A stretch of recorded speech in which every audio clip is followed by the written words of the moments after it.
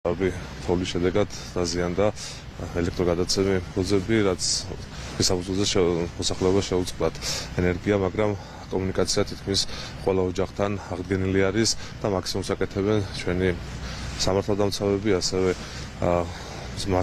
მაშველი ძალა, რომ კომუნიკაცია არ დაიკარგოს თითოეულ მათგან, ასევე მიეწოდება თქვათ მედიკამენტები, რაც საჭიროებს და საჭიროებს დახმარებას, ასევე საკვებითაც უზრუნველყოფენ და რამოდენიმე ეს ხვალ იქნება თუ ზოგი იქნება, მოგეხსენებათ კიდევ თოვლის დღესაც რთული არის, მაგრამ აუცილებლად მოგვარდება ყველა პრობლემა. როცა უბედურება უკვე მომხდარია, მე აღარ მაინტერესებს როგორ ვინ და სად მუშაობს. მე მაინტერესებს რას აკეთებდა ხელისუფლება ამ რისკების აღმოსაფხვრელად და შესამცირებლად.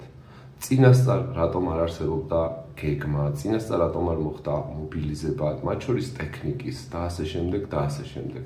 და რატომ გახდა საჭირო ადამიანების დასახმარებლად, ადამიანების სიცოცხლის გადასარჩენად თბილისიდან და სხვა დიდი ქალაქებიდან მოხალისეების ჩართვა.